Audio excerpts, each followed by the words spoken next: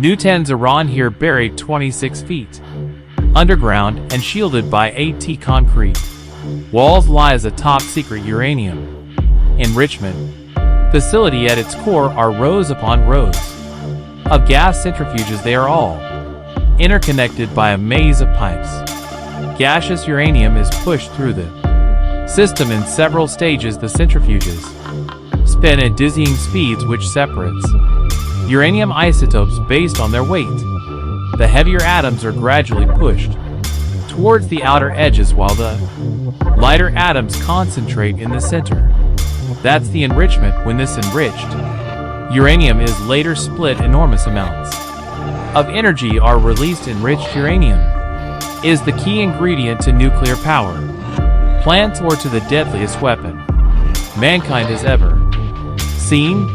But lately something's been off. In the past few weeks, centrifuges have been breaking down at an alarming rate. Sure, it's normal to replace them every now and then, but this level of failure is beyond anything the Iranian scientists can explain, especially since the control panels and system lock show nothing out of the ordinary. The nuclear engineers are baffled. Could their system somehow have been sabotaged? Impossible. The facility is completely air-gapped, medically sealed off from the internet, and physically disconnected from the outside world. It's perfectly protected from foreign intelligence services like the CIA. There's no way that anybody could get into these systems. Right? Music, music, music. This video is partly based on the great book Countdown to Zero Day. You'll find a link in the description. Sergey Ulis and Ol CPR work for a small cybersecurity firm in Minsk, Belarus. Right now they're remotely troubleshooting some computers for an Iranian client. The PCs are acting up, constantly crashing and rebooting. They dig through the system searching for the root cause, and eventually they find something, a malware. But this isn't your typical run-of-the-mill virus. This thing feels different. It's incredibly sophisticated, unlike anything they've ever seen. It appears to be exploiting a zero-day vulnerability. That's a previously unknown flaw in an operating system or software program. A zero-day exploit is insanely powerful because as long as it stays undetected and unpatched by developers, it can be used indefinitely, and the more critical the breach, the more systems can be hacked or infected. 0 days are the holy grail of hacking. Olsen and Capri are stunned and quite frankly a bit intimidated. This was not the work of amateurs. Whatever they're looking at reeks of top-tier expertise. The malware turns out to be a highly complex computer worm. It can replicate itself and somehow stay undetected while slipping into the most heavily secured Windows systems.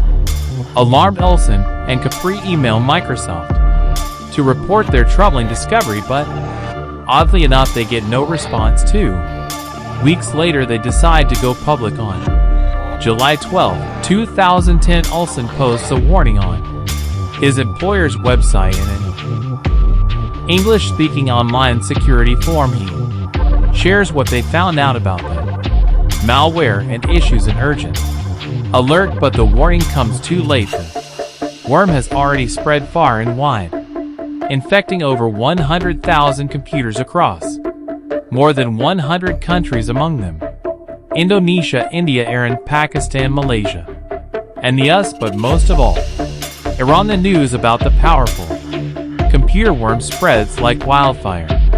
Whispers ripple through the tech world, and soon the software earns its now infamous name from 2 file names buried in the malicious code stub and MRXNet. SM moniker is born. Stucknet.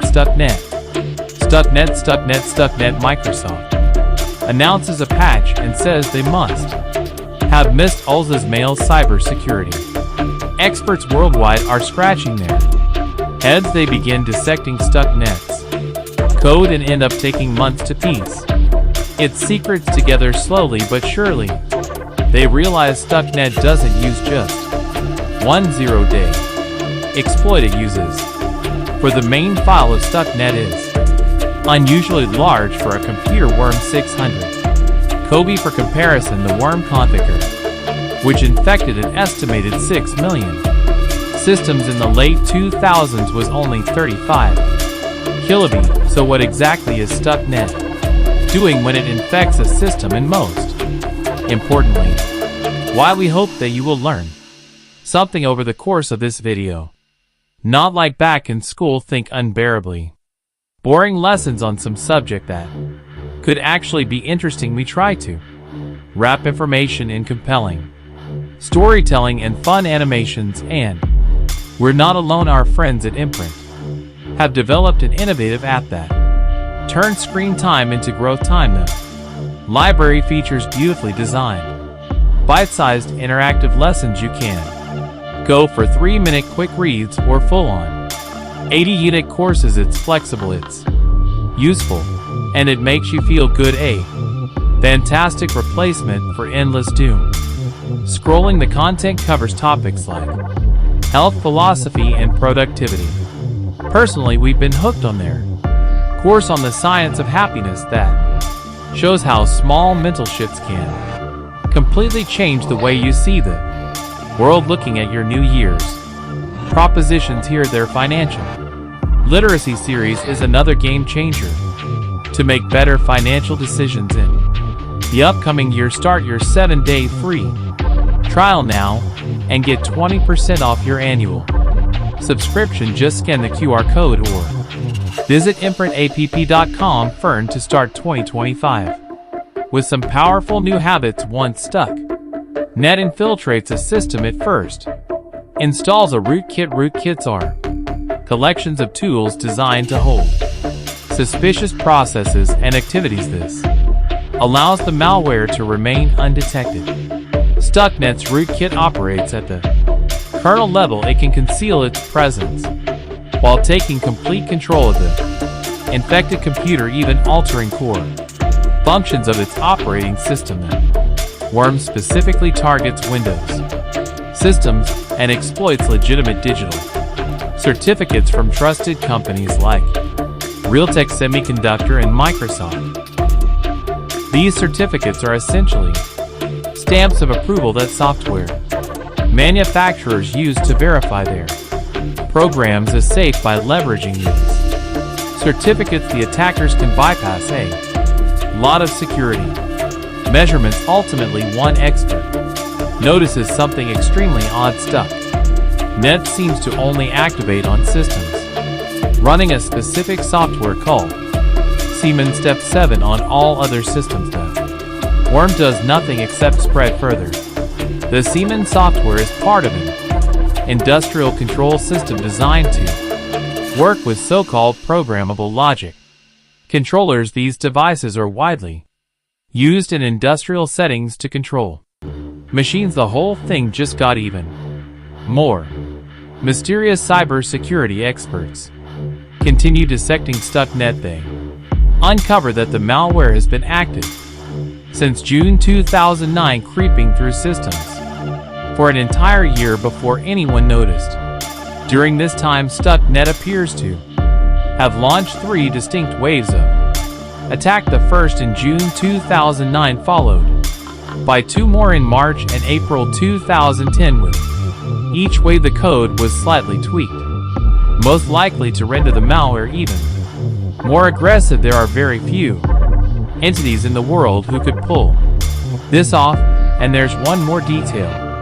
Stuxnet isn't just attacking any random computer running the Siemens software. It's originally tailored to strike in one specific country. Whatever Stuxnet is after, it must be worth the enormous amount of effort put into this worm. It must be industrial in nature, and it must be located in Iran. In 2002, an Iranian resistance group exposes the existence of 2 top-secret nuclear facilities in Iran, a heavy water plant in Iraq, and a uranium enrichment facility in Natanz. Why does Iran suddenly need so much uranium? Alarm bells go off in the West. Could Iran be working on nuclear weapons? This would violate the Non-Proliferation Treaty or NPT. That's an agreement signed by the international community in 1968 to prevent the spread of nukes and promote disarmament. Iran appears to be willingly breaking the NPT. The country was supposed to report the facilities to the International Atomic Energy Agency (IAEA), but it didn't. The body is responsible for monitoring nuclear activities and preventing the development of nuclear weapons. 1 year after the Natanz site is uncovered, the IAEA sends a team of investigators. The Iranian leadership tries to calm things down, insisting that uranium will be used for peaceful purposes, only to produce nuclear energy. But when the IAEA investigators get to Natanz, they collect environmental samples and find traces of highly enriched uranium. This discovery sets off a chain reaction. The IAEA starts conducting regular inspections at the facility. The UN Security Council imposes economic sanctions. Years of tense negotiations ensue. Iran's nuclear ambitions cross a red line for many countries, especially for Israel and the US, once allies. Washington and Tehran became bitter enemies after the Islamic Revolution in the 1970s. Meanwhile, Iran is openly positioned itself as Israel's nemesis and directly finances numerous anti-Israeli terrorist organizations. The stakes are clear. Israel and the US are determined to stop Iran's rise to nuclear power by any means necessary. In 2006, then President George W. Bush is briefed on a top-secret plan. The CIA has come up with a strategy to sabotage Iran's nuclear program. Working closely with Israeli cyber intelligence, they begin crafting a sophisticated digital weapon. The project is continued under Barack Obama. Its codename Operation Olympic Games. Quick note: the following part of the story is based on this report by Dutch investigative journalist Help Mol. While we cannot fully verify the events independently, they do align with earlier investigations made by other journalists. It's 2007. The CIA is making significant progress on Operation Olympic Games. They've even built a massive replica of Iran's nuclear facility deep in the forest of Tennessee to understand how to sabotage the plant without detection. But they have a major problem: they can't send their own agents to infiltrate the high-security facility at Natanz, so they turn to an ally, the Dutch intelligence service MVD. The plan for the covert operation is laid out during a meeting between CIA Director Michael Hayden and senior MD officials and Eric Fonsa, a Dutch engineer living in Dubai. He works there for a transportation company. He's also an asset for the Dutch Secret Service, and now he's given what will be the final mission of his life on Saba is to install water pumps at the Natanz plant. According to CIA Director Hayden, these pumps contain a technical masterpiece. Later that same year, fans SA makes his way into Natanz and goes to work. How exactly he gains access remains a mystery, but he gets the job done. Baba successfully smuggles one of the most powerful cyber weapons ever created into a heavily secured and isolated underground nuclear facility. 2 years later, in 2009, he dies tragically in a motorcycle accident in Dubai. There are no indications of foul play once Stuxnet is inside the systems at Natanz. The malware gets to work, but somehow it's not effective yet. So the CIA doubles down, creating updated versions of Stuxnet in June 2009 and again in 2010. The iterations are faster, more aggressive, and capable of spreading across systems more efficiently, wreaking even greater havoc. This time the US shifts tactics to get their weapons Into the plant they target 5 Iranian companies specializing in industrial control systems. The updated StuNet worm uses those computers as a gateway to once again find its way into the Naton facility. For weeks the malware does nothing but observe, recording every